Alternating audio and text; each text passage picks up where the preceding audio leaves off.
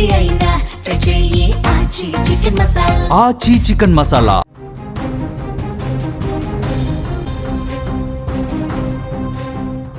జూబ్లీహిల్స్లోని hero Nandamuri Balakrishna నివాస సమీపంలోని road number 45 వద్ద రోడ్డు ప్రమాదం జరిగింది. ఫెరారీ కారు ఓ కరెంటు పోల్ను ఢీకొని మరో 2 వాహనాలకు డ్యాష్ ఇచ్చింది.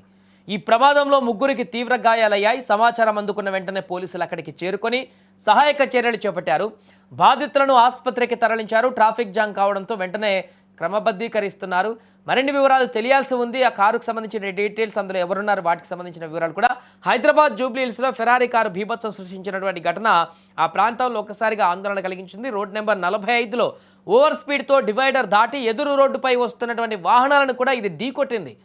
నటుడు బాలకృష్ణ ఇంటి ముందటే ఈ యొక్క ప్రమాదం జరగడంతో ఒక్కసారిగా అక్కడ కొంత రద్దీ వాతావరణం నెలకొంది. నిత్యం రద్దీగా ఉండేటువంటి రోడ్డు కూడా అది. ట్రాఫిక్ సిగ్నల్ ఒకవైపు అటు దుర్గం చెరువుకు వెళ్ళేటువంటి ఫ్లైఓవర్ ఉన్నటువంటి ప్రాంతం, అది కేబుల్ బ్రిడ్జి వెళ్ళేటువంటి ప్రాంతం ఒకవైపు ఉంటుంది, జంక్షన్ లాగా ఉంటుంది. సో అలాంటి చోట ప్రమాదం జరిగింది బాలకృష్ణ ఇంటి ముందు. సో భారీ ట్రాఫిక్ జామ్ కూడా ఏర్పడింది. ఇక ఈ యాక్సిడెంట్లో పలువురికి గాయాలయ్యాయి. కారు ఓవర్ స్పీడ్తో కరెంటు పోల్ ఢీకొట్టడంతో పోలు మొత్తం కూడా వంగిపోయింది.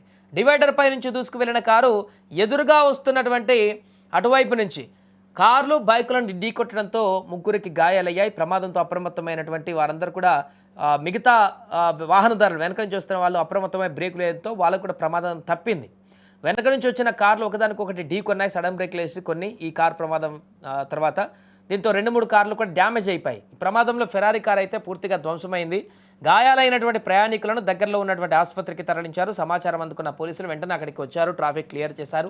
నిత్యం రద్దీగా ఉండేటువంటి రోడ్లో యాక్సిడెంట్ కావడంతో కిలోమీటర్ల మేర కూడా వాహనాలు నిలిచిపోయాయి. కాసేపటి వరకు పోలీసులు వచ్చేదానికంటే ముందు కూడా వారు వచ్చి క్లియర్ చేయడంతో అంతా సెట్ అయిపోయి క్లియర్ అయిపోయింది. బట్ దీనికి సంబంధించి అందులో ఉన్నటువంటి వ్యక్తి ఎవరు, కారు నడిపిన వ్యక్తి ఎవరు, ఆ కారు ఎక్కడి నుంచి వస్తుంది ఏంటి అనేటువంటి వివరాలన్నీ కూడా దర్యాప్తు చేస్తున్నారు పోలీసులు.